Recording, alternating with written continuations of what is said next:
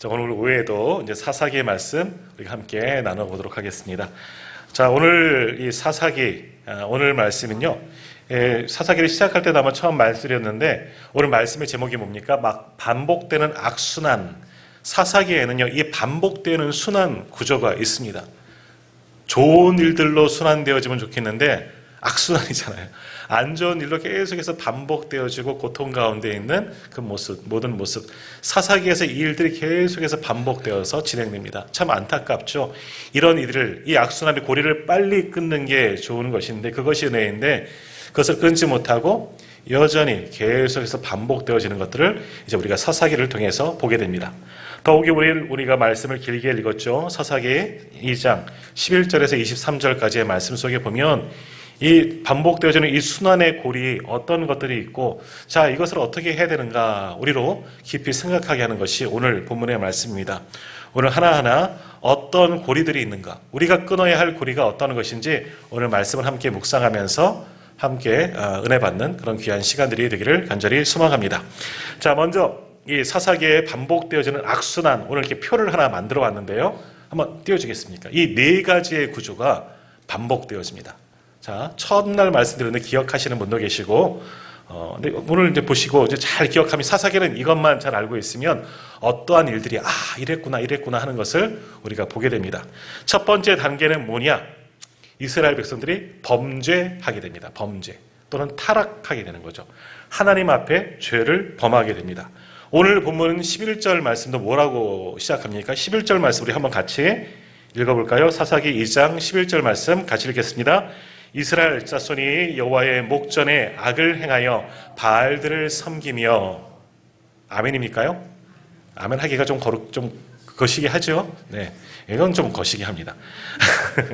이스라엘 자손이 여호와의 목전에 악을 행하였다. 바알들을 섬겼다. 자, 이스라엘 백성들이 범죄하기 시작한 거예요. 첫 번째 고리예요. 첫 번째 악순환의 고리가 뭐냐? 범죄 또는 나중에 한 번 더 말씀드리겠지만 타락하는 겁니다. 죄 가운데 깊이 물들게 됩니다. 그런데 그 죄를 어디서 범했느냐? 다시 한번 11절 보십시오. 어디서? 여호와의 목전에, 하나님의 눈앞에서, 하나님 앞에서 죄를 행했다는 거예요. 오늘 아침 말씀 기억하시죠? 하나님께서 이사야를 부르셨습니다. 왜 부르셨다 그랬죠? 이스라엘 백성들이 겉으로 보면 번영하고 우시아 왕 때 나라는 평화롭고 부국강병한 것 같아요. 강대국 속의 그 틈바구니 속에서도 자주국방을 이루고 경제적으로 정치적으로 번영을 이루던 때가 우시아 왕 때. 근데 내면적으로는 어떡하다? 하나님의 율법이 떠났어요. 말씀을 따르지 않습니다. 하나님의 뜻이 아닌 내 생각, 사람의 생각으로 모든 것을 하다 보니까 하나님의 율법 잊어버린 거예요. 그래서 어떻게 돼요? 사회적 약자들은 피폐해졌어요. 공경에 처했어요. 죄가 가득한 세상이 되어버리고 말았다는 거죠. 천상에 계신 하나님이 그 모든 모습을 보고 알고 계시고, 그래서 누구에게? 이사야에게 환상 가운데 나타나셔서 이 타락한 백성들을 위해 누가 나를 위해 갈고, 그래서 이사야가 내가 여기 있습니다. 주님 나를 사용할 수 없었어. 헌신했던 말씀 기억하시죠? 오늘 마찬가지예요. 하나님께서 이스라엘의 모든 악을 다 보고 계십니다. 하나님 앞에서 악을 행하였기 때문에. 이건 뭐예요? 하나님의 목전 앞에서 하나님이 보고 계심에도 불구하고 이스라엘 백성들, 그들이 범죄하였다라는 겁니다. 범죄하였다는 거죠. 우리가 지난주 이제 새벽에 이제 말씀을 다 보았지만 신명기 28장에 보면 이런 말씀이 있죠. 신명기 28장은 뭐예요? 말씀의 제목이 새벽에 말씀드렸지만 축복과 저주의 장이에요. 여기서 기본되어진 역사관이 신명기적 역사관이라는 것이 있습니다. 신명기적 역사관과 역대기적 역사관이 있다. 안 가르쳐 줄 거예요. 새벽에 나오신 분들만 아시면 돼요. 신명기적 역사관의 기본이 뭐냐? 나중에 말씀드릴 기회가 있을 겁니다. 신명기 28장이 중심인 거예요. 하나님의 말씀이 기준이에요. 하나님의 말씀. 하나님의 말씀을 순종하면 복을 받고, 순종하지 않으면 뭐를 받아요? 저주를 받는 거예요. 심판과 저주. 그것의 기준이 뭐예요? 소위 말하면 내가 복을 받거나 내가 화를 당하거나, 기준이 뭐다? 하나님의 말씀에 있어요. 하나님의 말씀에 순종하면 복을 받고 그렇지 않으면 저주를 받는 것. 하나님의 말씀이 기준이에요. 그러니까 신명기적 역사가는 하나님의 말씀대로 순종할 때 복을 받는다. 그렇지 않을 때 저주를 받는다. 우리가 이제 내일 새벽에도 여호수아 말씀을 보게 됩니다. 이거는 말씀에 순종하여 받는 복이에요. 여호수아서 어떤 이야기들이 기록되어졌습니까?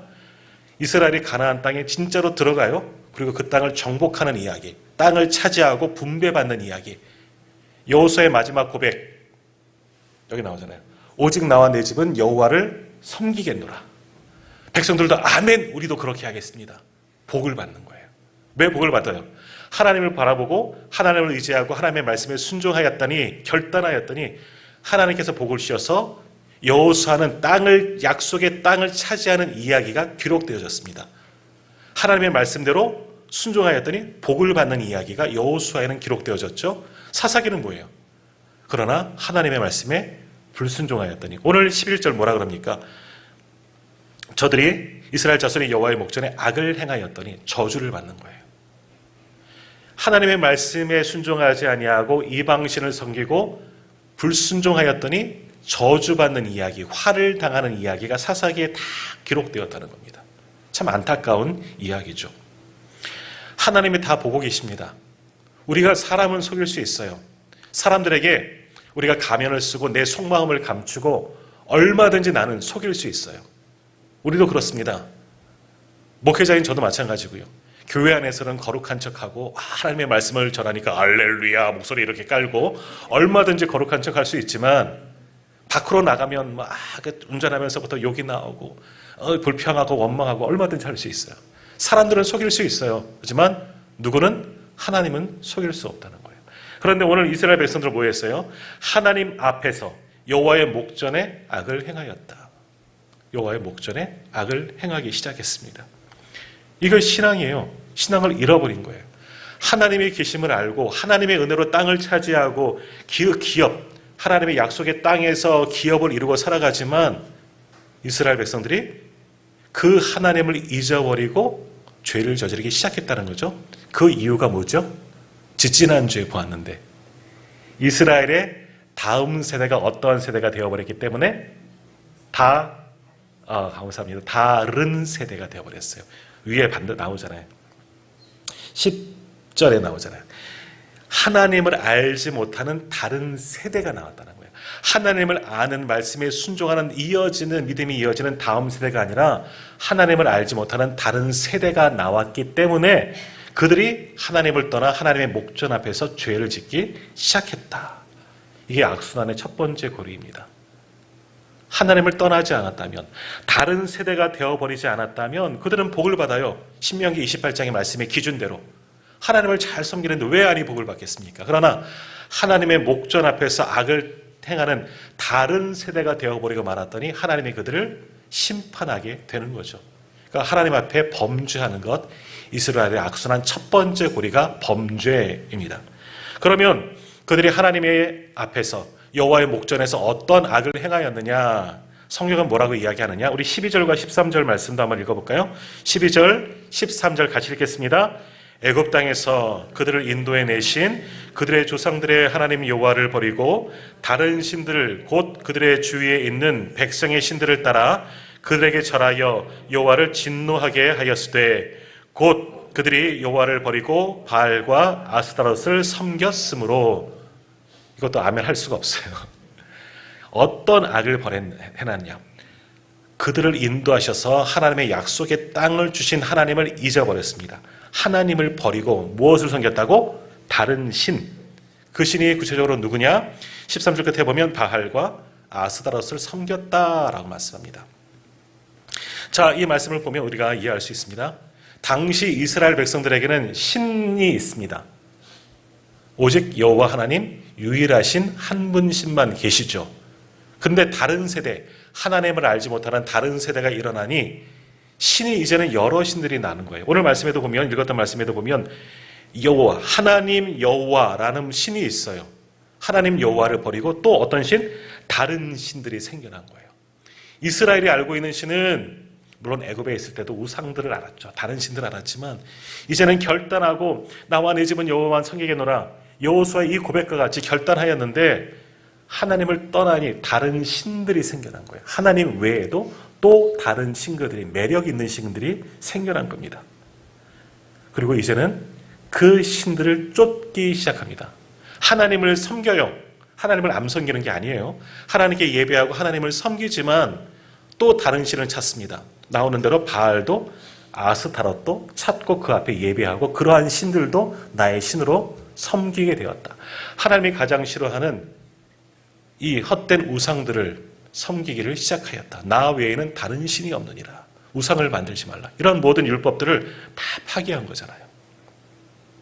그럼 왜 이스라엘 백성들이 다른 신들을 섬기게 되었을까? 사실은 오늘 말씀은 이 사사기는요, 가나안 땅에 정착하지 그리 오래되지 않은 시간이에요. 여호수아가 죽은 이후 얼마 되지 않은 때라는 거죠. 그러니까 아주 오래 몇백 년이 지난 다음에 다른 신을 섬긴 게 아니고 정착하여 풍요를 누렸는데 그 다음 세대가 다른 세대가 되어버렸다고 지지난주에 말씀 나누지 않았습니까? 그러면서 자신들이 받은 은혜, 왜 부모 세대에게 듣지 못했겠습니까? 그러나 부모님의 하나님은 하나님이고 나의 신은 다른 신이라는 거예요. 하나님을 유일하신 신으로 인정하지 않고 이 가나안 땅에 살면서 가나안 땅의 풍요를 경험하면서 다른 신들을 찾아 두리번거리게 되었다. 그러면서 하나님 앞에 범죄하기 시작하였다라는 겁니다. 그럼 왜 다른 신들을 섬기게 되었을까? 하나님만 바라보면 하나님이 이스라엘에게 이러한 은혜를 주셨잖아요. 출애굽 모든 사건, 가나안을 정복할 수 있는 이 사건도 허락하셨는데 왜 다른 신들에게 매력이 갔을까? 왜 섬기게 되었을까? 단순한 호기심만이 아니에요. 와, 가나안 땅에 와보니까 야, 이런 엄청난 신들도 있었네. 우리는 하나님만 알았는데 바알이라는 놀라운 신, 아니 아스타롯이라는 이런 신도 있었구나. 그들이 하나님보다 대단해 보여서 섬긴 게 아니에요. 왜냐하면 그 신들을 섬기게 된 배경에는요, 이스라엘 가나안 땅에 정착한 이스라엘 사람들의 삶과 관련이 있습니다. 자, 이스라엘 백성들이 가나안 땅에 이제 여호수아 시대 때 정복을 끝내고 지파와 가정과 가문대로 땅을 다 분배받고 정착하여 살기 시작합니다. 뭐 하면서 살았을까요? 뭐 하면서 먹고 살았을까요? 일하면서 먹고 살았겠죠. 어떤 일 했을까요? 농사 짓기 시작합니다. 자, 우리가 아시는 대로 아브라함, 그들의 조상 아브라함 이래로 이스라엘 백성들은 못하던 사람들의 직업이 뭐예요? 소위 말하는 유목업, 목축업이에요. 아브라함 때도 한 곳에 정착하지 못하는 이유가 뭐냐? 풀이 없으면 목축업은 풀을 쫓아 움직이면 돼. 물을 쫓아서 움직이면 돼. 여기 있는 풀을 다 먹으면 이쪽으로 움직이면 돼요. 그러니까 내 땅이 없는 거예요.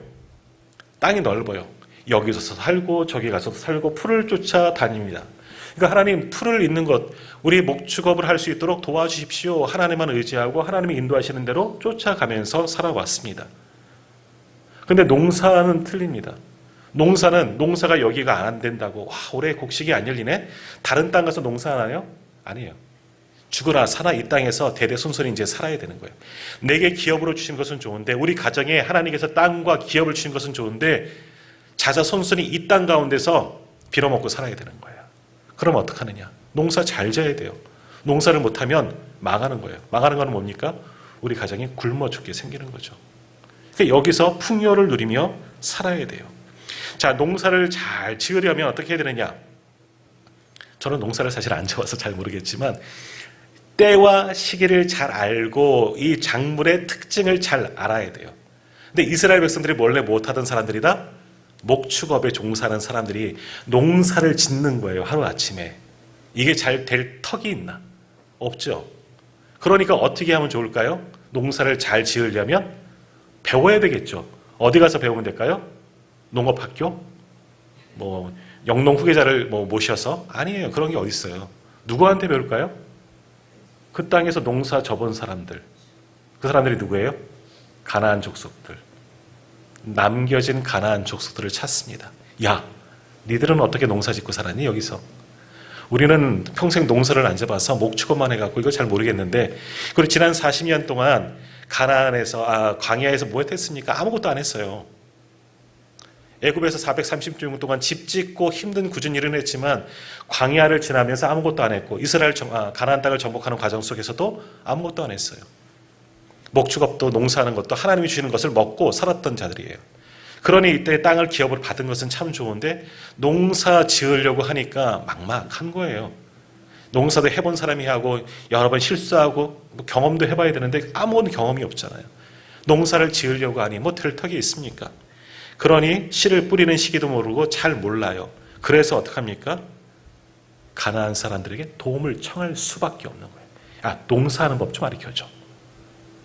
이스라엘이 힘이 있을 때는 그들을 종으로 불리면서 그들을 통해서 배우게 되겠죠. 농경 문화를 배워나가게 됩니다.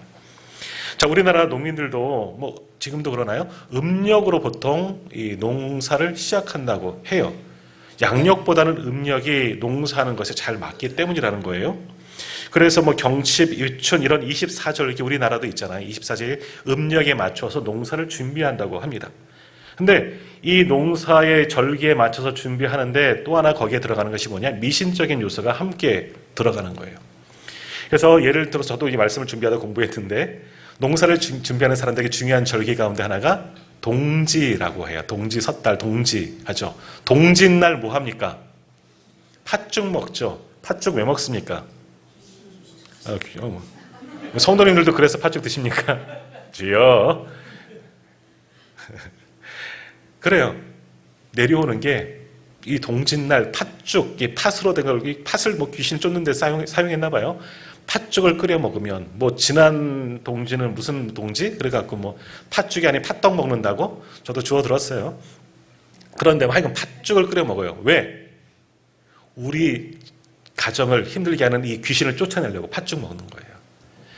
이 모든 절기는 이러한 귀신과 음덕이라고 하잖아요. 이런 것과 연관이 많이 있는 거예요. 우리나라 농사법도 그렇습니다. 그래서 이런 것들 동지를 먹으면서 팥죽을 먹으면서 먼저 귀신을 쫓아내고 새롭게 한 해를 시작하고 농사 준비를 시작하는 거래요. 그래서 이런 절기들이 남겨져 있다는 거죠. 이스라엘도 마찬가지입니다. 이스라엘도 그냥 농사 짓는 게 아니에요. 같이 있다고 땅이 좋다고 씨 뿌리면 자라느냐? 아니에요. 그 때를 잘 알고 시기를 잘 알고 그런 농경 문화를 잘 알아요. 근데 그 농경 문화와 잘 연결된 게 뭐냐? 그 땅의 신들이라는 거죠. 바알, 아스타롯, 아세라라고 표현하는데 바알은 어떤 신이냐? 우리가 잘 아시는 것처럼 농경의 신입니다. 하늘의 폭풍과 비를 주관하는 신이 이 바알, 하늘 신이에요. 비를 땅에 내리게 하는 신.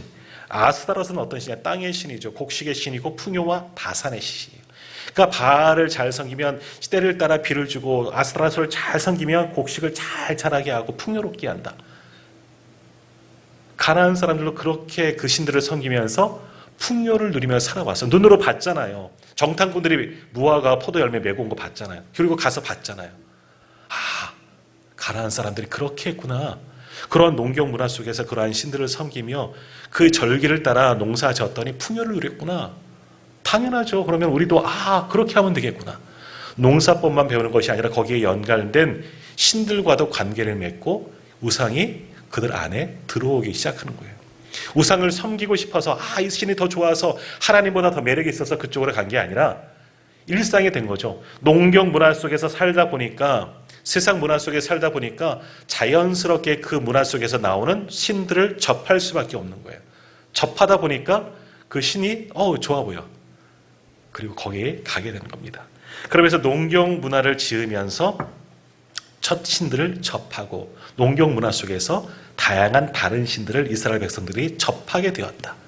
근데 또 하나, 이 바알과 아스타롯이라는 신들, 사람이 만든 신이니까 또 매력 있는 게, 사람들이 솔깃하는 게, 유혹하는 매력이 또 하나 있습니다. 뭐냐? 가나안의 이 족속들은 바알, 하늘을 주관하고 비를 내리는 신, 아스타롯은 땅의 신, 땅을 풍요롭게 하고 다산의 신. 그런데 농사가 잘 되려면요, 어떻게 되느냐? 바알과 아스타롯, 남자 신, 여자 신이 교합을 하면 풍요로워진다는 거예요. 이런 것에 매력이 느껴지는 거예요. 그러면 그들이 교합하게 하기 위해서는 어떻게 하느냐? 성전을 섬기는 사람들이, 그들의 신들을 섬기는 사람들이 그 신전에서 성행위를 하면 바알도 아스타롯도 솔깃하고 지들도 교합을 한다는 거죠. 그럼을 통해서 풍요가 이 땅 가운데 늘어나게 된다는 거예요. 그러니까 바알을 섬기는 신, 이 아스타롯을 섬기는 신, 그곳의 신전에는 성전 창기들이 그래서 있는 거예요. 음란한 문화와 함께 연결되어집니다. 그런데 이것에 사람들이 솔깃하게 되잖아요. 매력을 느끼게 되는 거예요. 충동이 느껴지게 되는 거죠. 그러니까 농사를 짓다 보니까 농경 문화에 대한 도움이 필요하고 가나안 땅에 사는 사람은 어떻게 했을까? 이렇게 했구나. 바알을 알게 되고 아스타롯을 알게 되고 거기서 파생되어지는 음란한 문화들도 알게 되어지는데 사람이 매력을 느낄 만한 거예요. 이거 괜찮은데. 그렇게 된 거예요. 그러다 보니까 가나안 땅에 정착하여 하나님께서 뭐라고 하셨어요? 그 땅의 모든 사람들 다 진멸하라 하셨잖아요. 진멸. 이것을 아셨기 때문에 이스라엘 백성들이 이렇게 타락하고 가나안 문화를 쫓아서 우상을 섬기고 음란한 문화에 빠질 것을 아시기에 하나님은 그 땅을 진멸하라, 완전히 다 쫓아내라 말씀하셨던 거예요. 근데 하지 못했잖아요. 우리가 사사기 1장 2장까지 오면 동안에 쫓아내지 못했습니다. 그 땅에 동화되어지고 그 땅의 문화들을 받아들이면서 우상을 섬기고 그 땅의 신들을 섬기면서 이렇게 살 수밖에 없어요. 얘들도 이렇게 살아서 잘 먹고 잘 살았잖아요. 우리도 그렇게 살아야죠. 하면서 타당성을 만들고 하나님 보시기에 악을 행하기 시작하였더라. 범죄하게 되었다는 겁니다. 그러나 그들은 그것을 범죄로 인식하지 못한 겁니다. 왜? 가나안 사람도 그렇게 살았는데, 잘 먹고 잘 살았는데 우리도 그렇게 하면 잘 먹고 잘 살겠거니 모든 사람이 그렇게 생각하니까 죄를 저지르면서도 죄인 줄 알지 못한 거예요. 굉장히 심각한 거죠. 그렇게 말미암아 그런 모든 문화적인 것들, 그들의 신적인 것으로 말미암아 하나님 앞에 범죄하기 시작했습니다. 11절 이스라엘 자손이 여호와의 목전하에 악을 행하여 바알들을 섬겼다. 하나님에게 악을 행하기 시작했다. 범죄하게 됩니다. 그럼 하나님께서 다 보고 계시는데 범죄한 이스라엘 백성들 어떻게 하실까요? 그래? 니들 잘 사나 보다. 딱 뒤로 물러서실까? 우리 자녀들이 잘못을 했어요. 그럼 내두십니까? 그럴 수도 있지 뭐. 그러십니까? 하시잖아요. 야단을 치거나 불러서 따끔하게 알아듣게 이야기를 하거나 소위 야단을 치는 거죠. 혼을 내는 거죠. 심지어는 회차리도 어렸을 때 저도 많이 맞았습니다. 회차리를 맞고 성경에서는 초달, 회초리를 치는 것을 금하지 말라. 심지어는 뭐로? 채찍을 치라는 거예요. 그래야지 그들이 악한 길로서 죽지 않고 하나님 백성답게 살 거다. 하나님도 이스라엘 백성들 타락하는 모습들을 보고 참지 않으셨습니다. 왜? 하나님의 백성이잖아요. 여기까지 인도하신 저들의 하나님, 오늘 아침에도 보셨지만 만군의 여호와 왕이신 하나님이시잖아요. 저들의 왕이시잖아요. 내 백성이 타락하는데 어떻게 하나님께서 가만 놔두냐? 그래, 너들 저쪽 신 섬기면 나는 간다? 빠이빠이가 아니라 하나님은 저들을 징계하는 거예요. 회초리를 때리기 시작합니다. 두 번째 단계, 바로 그래서 징계가 시작되어집니다. 이스라엘 백성들이 범죄하니 하나님께서 그들을 깨닫게 하시려고 징계가 시작되어지는 겁니다. 자, 어떤 징계가 임하느냐? 14절과 15절 말씀 우리 한번 같이 읽도록 합니다. 14절, 15절 말씀 같이 읽겠습니다. 여호와께서 이스라엘에게 진노하사 노력하는 자의 손에 넘겨주사 그들이 노력을 당하게 하시며 또 주위에 있는 모든 대적의 손에 팔아 넘기심에 그들이 다시는 대적을 당하지 못하였으며 그들이 어디로 가든지 여호와의 손이 그들에게 재앙을 내리시리니 곧 여호와께서 말씀하신 것과 같고 여호와께서 그들에게 맹세하신 것과 같아서 그들의 괴로움이 심하였더라. 아멘. 이스라엘 범죄하니 하나님의 목전에서 눈앞에서 악을 행하니 하나님은 참지 않으시고 그들을 벌하기 시작합니다. 근데 잘 아셔야 돼요. 하나님이 화가 나서 분노를 못 이기고 너희가 그랬어 하고 때리시는 게 아니에요. 왜죠? 안타까우신 거예요. 징계를 내리시면서도 하나님은 아파하셔요. 우리도 그러잖아요. 자녀를 때리면서도 부모의 마음이 더 아파요. 아이들 야단 쳐놓고도 돌아서서는 우리 마음이 아프잖아요. 하나님도 마음이 아프셔요. 하지만 이렇게라도 해야지 일이 돌아올 수가 있으니까 야단치고 때리고 징계하시는 겁니다. 그래서 어떻게 징계하셨느냐? 12절 다시 한번 제가 앞부분을 조금 읽을게요. 애굽 땅에서 그들을 인도해내신 그들의 조상들의 하나님 여호와를 버렸기 때문에 이제 진노하시는 겁니다. 하나님을 떠나 다른 신들을 섬겼더니 하나님께서 이제 진노하시기 시작하는 거예요. 왜? 깨닫게 하시려고 진노하시는 겁니다. 하나님의 은혜를 잊어버리고 이스라엘 백성의 소유실 어떤 은혜를 입은 자들입니까? 출애굽의 은혜, 광야의 여정에서 한결같은 은혜, 가나안 땅을 정복하게 하시고 정착하게 하신 은혜, 이건 누구에게 주신 은혜요? 아브라함부터 약속하신 그 은혜가 이들을 누리며 살아왔습니다. 그 은혜를 모르는 배은망덕한 저들을 바라보면서 하나님 징계하십니다. 하나님의 은혜를 기억하지 못하고 소위 말하는 이건 배신이야, 배반이야 했던 이들을 하나님께서 치시고 징계하신 거죠. 그게 바로 곧 징계, 진노, 심판이 이스라엘 백성들에 임하게 된다. 두 번째 순환고리는 그래서 징계입니다. 근데 다시 한번 14절 15절 보시면 어떻게 징계하셨느냐. 14절 여호와께서 이스라엘에게 진노하사 노략하는 자의 손에 넘겨주었다. 약탈하고 빼앗는 자들에게 이스라엘 백성들을 넘겨주셨어요. 또 14절 중간에 보시면 모든 대적의 손에 팔아 넘기셨다. 대적의 손에 똑같은 이야기죠. 노략하는 자, 약탈하는 자들이 오게 하시고 이스라엘의 대적 원수가 일어나서, 원수가 누구겠습니까? 결국 가나안 사람들이에요. 우리 거 니들 뺏어갔잖아요. 우리 거 빼앗겼으니 나도 뺏어와야지. 대적들을 다시 일어나게 하시는 겁니다. 그리고 결국 어떻게 하셨느냐. 15절이 굉장히 중요한데요. 그들이 어디로 가든지 여호와의 손이 그들에게 재앙을 내리신다.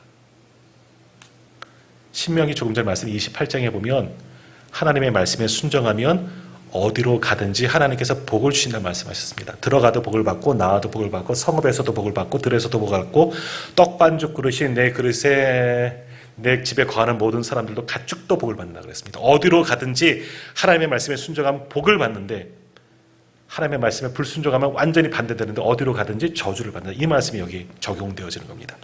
하나님을 떠났더니 어떻게 돼요? 어디로 가든지, 그들이 어디로 가든지, 그들이 어디로 가든지 하나님께서 다 쫓아가셔서 벌을 내리신다는 거예요. 얼마나 무서운 이야기예요. 아무리 숨어 있어도 저 바다 끝에 가고 저 깊은 수렁에 들어가도 하나님은 거기까지 쫓아오셔서 진노하신다는 거예요. 징계하신다는 거예요. 굉장히 무서운 심판의 말씀이에요. 말씀에 순종하면 어디로 가든지 다 복을 받아요. 여기로 가도 복, 저기로 가도 복. 이 말씀만 좋아하시죠. 근데 하나님의 말씀에 불순종하면 어디로 가든지. 왜? 하나님은 무소부지하신 분이니까 어디에든 다 계시기 때문에 가는 곳마다 저주가 임하고 징계가 임하는 거예요. 그리고 그들의 노력하는 자에게 넘겨주시고 대적들에게 넘겨주셨어요. 이전에는 어떻게 하셨어요? 하나님이 보호하셨어요. 우리가 여호수아에서 이제 보게 되겠지만 어떻게 이스라엘이 가나안 땅을 정복했느냐? 이스라엘이 잘 싸워서 용맹하고 무기가 많고 사람이 많아서 군사가 많아서 아니에요. 하나님이 앞서서 싸우셨기 때문에, 하나님이 보호하셨기 때문에 복을 받습니다. 그런데 하나님이 떠나시는 거예요. 그래 너희들 한번 뒷짐지시는 거죠. 내 손 안 펼칠 거다. 내 강하고 능한 손을 펼치지 않을 테니 너희 한번 살아봐라. 이게 저주예요. 하나님이 그 얼굴을 외면하시니 저주예요. 그랬더니 어떻게 됩니까? 노력하는 자가 일어나서 그들을 빼앗고 대적하는 자가 일어나게 되는 거예요. 그래서 어떻게 되느냐? 20절에서 23절 제가 읽겠습니다. 좀 긴데요. 20절에서 23절 말씀 보십시오. 조금 제가 빨리 읽을게요. 20절에서 23절 여호와께서 이스라엘에게 진노하여 이르시되 이 백성이 내가 그들의 조상들에게 명령한 언약을 어기고 나의 목소리를 순종하지 아니하였은즉 나도 여호수아가 죽을 때에 남겨둔 이방 민족들을 다시는 그들 앞에서 하나도 쫓아내지 아니하리니 이는 이스라엘이 그들의 조상들이 지킨 것 같이 나 여호와의 도를 지켜 행하나 아니하나 그들을 시험하려 함이라 하시니라. 여호와께서 그 이방 민족들을 머물러 두사 그들을 속히 쫓아내지 아니하였으며 여호수아의 손에 넘겨주지 아니하셨더라. 하나님이 시험하시는 거죠. 그래? 너희가 그렇다면 너희가 내 목소리에 내 말에 순종하지 않았기 때문에 너희가 남겨둔 이 민족 내가 그들을 사용하겠다. 노력하는 자로 너희들의 대적으로 너희들의 옆구리의 가시로 내가 남겨둘 거야. 하나님이 아주 결단하시면서 무섭게 말씀하는 거예요. 이스라엘이 범죄하였더니 하나님이 그 쫓아내지 못한 민족, 그들이 동경하고 있는 가나안 문화 속에 있는 모든 민족들을 이스라엘 백성들의 옆구리에 찌르는 옆구리의 가시가 되게 하셔서 그들에게 징계를 내리셨다. 다른 사람들이 아니에요. 저기 딴 나라에서 와서 갑자기 이스라엘 막 때리고 공격하는 게 아니라 남겨둔 자들을 하나님께서 그들을 쫓아내지 않으시잖아요. 이제는 쫓아내려고 했지만 않았기 때문에 그들이 너희의 옆구리에 가시가 될 거야. 그들을 통해서 하나님이 징계하게 됩니다. 그래서 앞으로 사사기의 말씀들을 보면 이 순환고리가 계속되어지는데 블레셋이라는 나라가 일어나죠. 미디안 족속이 일어나죠. 주변에 있는 쫓아내지 못한 족속들이 일어나서 이스라엘을 괴롭힙니다. 약탈합니다. 대적자가 됩니다. 이러한 일들이 시작됩니다. 하나님의 징계, 하나님의 은혜를 잊어버린 자들의 결과는 참담한 결과로 돌아오게 됩니다.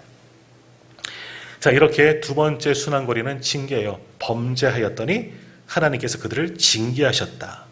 징계를 받죠. 자, 그래서 실제로 이스라엘 백성들이 이 주변 나라들에게 큰 괴로움을 받습니다. 많은 것들을 노략당하고 대적들이 쳐들어오고 살 수가 없는 거예요. 살 수가. 내 집은 있는데 집을 지킬 수가 없는 거죠. 죽겠는 거예요. 그럴 때 어떻게 하느냐. 세 번째 고리는 부르짖음, 기도하는 겁니다. 회개가 되는 거고요. 하나님께 돌아가는 거죠. 하나님을 찾는 것. 부르짖음이 되는 겁니다. 자, 18절 말씀. 18절 말씀 우리 같이 읽겠습니다. 여호와께서 그들을 같이 시작. 여호와께서 그들을 위하여 사사들을 세우실 때에는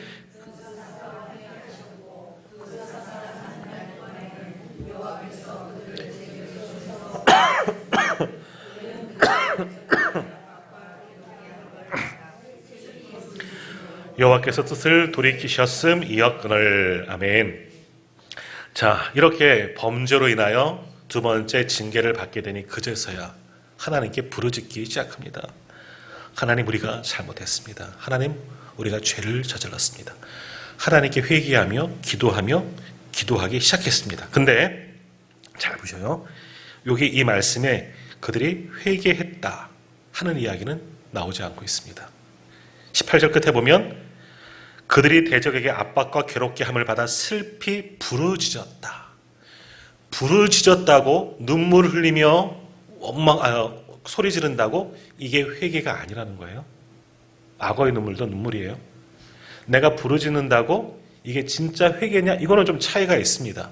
우리가 사사기 2장에서 앞부분 4절과 5절에서 복임이라는 곳, 복임의 눈물 혹시 기억하십니까? 몇 주 전에 말씀을 나누었는데 복임에서 눈물을 흘렸어요. 너희가 어찌 그러느냐? 왜 하나님의 말씀을 듣지 않느냐? 복임에서 하나님 말씀하셨어요. 그때도 이스라엘 백성은 눈물을 흘렸다는데 이거는 가짜 눈물이에요. 진짜로 회개한 게 아니에요. 오늘도 마찬가지예요. 하나님께서 그들의 죄를 보고 깨닫게 하시려고 징계하시면 내가 잘못했구나. 우리가 잘못했구나. 참회하고 하나님께 돌아와야죠. 요나가 니느웨에 가서 복음을 전합니다. 물고기 뱃속에 들어갔다 나와서 아무튼 니느웨에 가서 복음을 전할 때 어떡합니까?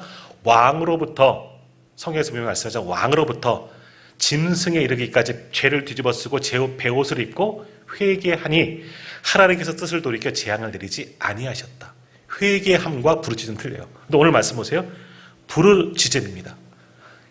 회개하는 것처럼 보여지지만 진정한 회개는 아니에요. 너무 고통스러워요. 너무 힘들어요. 하나님, 좀 피하게 해주시면 안 될까요? 이 정도밖에 안 되는 거죠.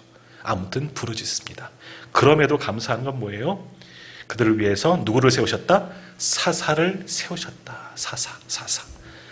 사사는 뭐냐? 구원자입니다. 구원자. 물론 원래 뜻은 판관, 재판장이고요. 또는 지도자, 장군, 용사, 지휘관이 사사인 겁니다. 근데 이게 네 번째 단계예요. 부르짖었어요. 아무튼 고통 속에서 하나님의 징계를 받고 부르짖기 시작합니다. 하나님 앞에 나와서 부르짖는 거예요. 진정한 회개는 아니지만 그러면 하나님은 물론 아셔요. 우리의 중심을 왜 모르시겠습니까? 하지만 그 부르짖음을 보시고 하나님께서 하신 일이 뭐냐? 순환고리 네 번째 단계 바로 구원입니다. 구원하시려고 누구를 세우셨다? 사사를 세우셨습니다. 그래서 사사는 특별한 사람이 아니에요. 이스라엘 백성들 탄원을 들으시고 부르짖음을 들으시고 그들을 구원하고자 한 사람, 신실한 한 사람, 완벽한 사람이 아니에요. 하나님의 능력 주시고 감당할 만한 한 사람을 세우셔서 이스라엘을 구원케 하셨다라는 겁니다. 하나님이 저들의 신음소리, 하나님의 징계를 받고 죽겠어요. 어떻게 하면 좋을까요? 회개하고 돌아오면 완전히 고리가 끊어지는데 그럼에도 불구하고 하나님은 용서하셨어요. 일시적인 거죠. 사사를 보내서 그들에게 구원의 길을 열어주셨습니다. 자, 그러면 왜 하나님은 아시잖아요. 우리를 다 아시는 분이 이거 가짜 회개인데 진짜 회개는 아니야. 더 가만히 계셨지 않고 왜 그래도 구원자를 보내셨을까? 여기는 하나님의 사랑의 마음이 담겨져 있는 거죠. 사사기 2장 1절 한번 보시겠습니까? 조금 앞으로 가셔서 사사기 2장 1절 끝에 보면 이런 말씀이 있습니다. 2장 끝에 2장 1절 끝에 보시면 또 내가 이르기를 찾으셨죠. 또 내가 이르기를 내가 너희와 함께한 언약을 영원히 어기지 아니하리니. 무슨 말이에요? 내가 너희의 조상 아브라함 때부터 너희들에게 약속했다. 나는 너희와 영원히 너희와 언약을 맺고 너희 하나님이 되겠다. 하나님의 이 약속을 지키시려고. 이 백성이 아직 완전히 회개하지는 않았음에도 불구하고 하나님 스스로 하신 이 언약을 지키시려고 한 번 더 참으시는 거예요. 이렇게 하면 이들이 돌아올까? 어찌 보면 이런 마음이에요. 우리 자녀들 한번 예로 또 들게요. 자녀를 잘못해서 야단쳐요. 완전히 아버지, 엄마 제가 잘못했어요. 다시는 안 그럴게요. 뭘 다시는. 저도 또 하더라고요. 잊어버리고. 지난번에 너 그랬잖아. 이 진짜로 믿어주세요. 또 그러잖아요. 이들이 이런 마음이야. 하나님은 아버지처럼 엄마처럼 자녀들이 잘못하는 것을 한번 눈 감아주시는 거예요. 왜? 하나님이 하신 약속을 지키시려고 한번 눈 감아주셨어요. 그래서 사사를 보내주셨어요. 또 하나는 뭡니까? 기대하시는 거예요. 이렇게 했으니까, 이렇게 하면 하나님이 함께 하시면 모든 어려움을 이길 수 있겠구나. 하나님이 손을 펼치시면 우리가 다시금 구원받을 수 있겠구나. 우리의 부르짖음과 우리의 고통이 해결될 수 있겠구나. 이제 하나님께로 돌아가자. 하나님 한편으로는 이것을 기대하시는 거예요. 다시 말하면 뭐예요? 끝까지 우리를 사랑하시는 거예요. 우리를 사랑하시되 끝까지 사랑하셔서 기회를 주시는 거죠. 내가 너희를 구원하는 것을 보고 나의 사랑을 깨닫고 돌아와라. 진짜 회개하고 돌아와라. 그래서 구원을 주시고 그러기 위해서 누구를 세우셨다? 사사들을 세우셨습니다. 그래서 다음 주 이제 보게 될 터인데 온니엘부터 사사들이 한 명씩 등장하게 됩니다. 사사가 나오기까지는 이렇게 이런 시간들이 있어요. 범죄하게 되고 징계받게 되고 부르짖고 하나님의 구원, 사사가 짠 하고 등장해요. 갑자기 사사가 나타나서 나를 따르라 하는 게 아니라 이런 구조 속에서 하나님의 구원의 은총, 구원의 능력을 가지고 사사가 등장하게 된 겁니다. 사사는 처음부터 특별한 지도자가 아니에요. 우리가 말씀을 보겠지만 사사들 가운데 처음부터 대단한 사람들은 그리 많지 않았습니다. 하나님이 이 사사의 직분을 감당하려고 함께 하시고 능력을 주신 거예요. 오늘 아침에 어떤 이사야처럼 하나님께 헌신하기로 결단하면 하나님은 그의 입술을 정결하게 하시고 모든 죄를 사하게 하시고 능력을 주는 거예요. 하나님의 도구가 되게 하시는 거죠. 사사들도 마찬가지예요. 기드온 막 숨어서 타작했잖아요. 하나님을 의심하잖아요. 하나님 이 양 뭉치에만 이슬이 오고 다른 곳에는 이슬이 없게 하옵소서. 다른 곳에는 이슬이 있고 이 양털에만 이슬이 없게 하옵소서. 이렇게 하나님과도 진짜 하나님인지 한번 시험해 준 적도 있잖아. 삼손 힘만 셌지 이 힘을 엉뚱한 데 사용하잖아요. 이런 사람들이 사사예요. 그들이 너무 고결하고 믿음이 좋아서가 아니라 하나님이 이스라엘을 구원하고자 특별하게 세우신 거예요. 능력 주셔서 잘 감당하도록 다듬어 주시고 훈련시키시고 사사를 사용해서 이스라엘을 구원하여 주셨다는 겁니다. 자, 그러면 그 구원의 은혜를 받고 돌아가면 되는 거야. 하나님이 이렇게 하셨구나 깨닫고 뉘우치고 하나님의 백성으로 살아가면 자, 저 그림 보십시오. 구원에서 범죄의 고리가 하나 화살표가 남겨져 있잖아요. 그게 끊어져야 돼요. 그러면 끝. 구원받은 백성 끝. 하나님 백성 끝. 근데 고리가 이어지고 있다는 건 뭡니까? 하나님의 구원을 받지만 잊어버립니다. 사람들은 또 망각합니다. 잊어버리는 거예요. 또 다시 첫 번째 고리 범죄, 타락으로 돌아가는 거예요. 17절 말씀 보겠습니다. 17절 같이 읽겠습니다. 그들이 그 사사들에게 순종하지 아니하고 오히려 다른 신들을 따라가 음행하며 그들에게 절하고 여호와의 명령을 순종하던 그들의 조상들이 행하던 길에서 속히 치우쳐 떠나서 그와 같이 행하지 아니하였더라. 아이고, 이렇게 끝나야죠. 이거예요. 하나님이 구원하셨으면 돌아와야 되는데 돌아가지 못하고 순환고리를 또 이어갑니다.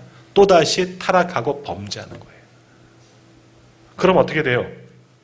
또 하나님이 징계하시고 또 부르짖고 또 구원하시고 또 타락하고 이 사사기 내내 이 순환고리가 끊어지지 않습니다. 구원이라는 단계에서 딱 끊어져야 되는데 구원을 받고 뉘우쳐야 되는데 부르짖음부터 진짜 회개가 들어갔다면 진짜 구원을 받았고 완전히 끝나버리면 끝인데 이 고리가 안 끝나요. 사사기 내내 안 끝납니다. 그러니까 오늘 말씀의 제목이 뭐예요? 반복되는 악순환인 거예요. 악순환의 고리가 결코 끊어지지 않는 것이 사사시대 저들의 모습. 그때만일까요? 그 이후로도 마찬가지예요. 이들만일까요? 사실은 이것이 누구의 모습? 내 모습이에요. 가만히 나를 보면 저는 말씀을 전하면서 성도님들에게 권면을 하고 있지만 이 말씀의 거울에 비춰본 니나 잘하세요. 니나 잘하세요. 그래서 뭐 유명한 배우가 영화에서 니나 잘하세요. 우리들을 향한 이야기예요. 니나 잘하세요. 우리의 모습이라는 거. 왜 이들이 이렇게 타락할까? 왜 이들이 깨닫지 못할까? 우리의 모습이라니까요. 우리는 어디에 있습니까, 지금? 우리도 범죄하게 되면 하나님의 징계가 임하게 되고 깨달아야죠. 그럼 진정한 회개하면 고리가 끊어지는 거예요. 하나님이 구원하시기 때문에. 그러나 그 구원 받으면 우리의 삶이 평안하고 아무 문제가 사라지게 되면 우리는 또다시 타락하게 돼요. 어쩔 수 없는 죄성이 가득한 우리 인간들의 모습인 겁니다. 사사시대 사람들의 모습이 아니라 이 모습이 누구의 모습? 오늘날 우리들의 모습. 저쪽에 계신 분들의 모습, 세상 사람들의 모습이냐? 저들도 그렇고 또 우리도 마찬가지, 성도들도 변함없어요. 나의 모습이 될 수가 있다는 거예요. 어떻게 해야 되겠습니까? 끊어야 돼요. 고리를 끊어야 돼요. 어떻게 끊을 수 있습니까? 기도와 말씀과 성령밖에 없는 거예요. 예수 그리스도의 보혈로 끊어주시려고 하는 거잖아요.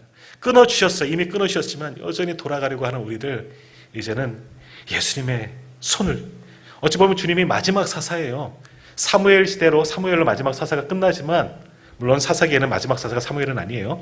하지만 그분이 끝이 아니라 예수님이 정말 우리의 마지막 사사였어요. 왜? 마지막까지 우리를 위해서 끝까지 구원하셨기 때문에. 그러니까 이제 그 악순환의 고리를 우리가 끊으려면 예수 그리스도의 손을 잡고 반복되어진 악순환의 고리를 완전히 끊어야 돼요. 그리고 끝까지 믿음을 지키고 다른 신이 아닌 하나님 한 분만 섬기고 그 말씀에 순종하며 살아갈 수 있는 저와 우리 성도님들이 다 되시기를 바랍니다. 그러면 하나님의 은혜와 구원의 은총이 영원히 우리에게서 떠나지 않습니다. 조금 전 보았던 신명기 28장의 말씀처럼 어디로 가든지 하나님께서 우리에게 복 주실 줄 믿습니다. 복 받으려고 잘하는 게 아니라 그건 부차적인 거예요. 하나님 중심으로 살아가면, 하나님 앞에 순종하면 하나님은 우리와 함께 하십니다. 이 악순환의 고리에 나도 들어가지 말고 정말 이것을 끊고 아름다운 하나님의 사람으로 살아갈 수 있는 저와 우리 모든 성도님들 다 되시기를 주님의 이름으로 축복합니다. 기도하겠습니다.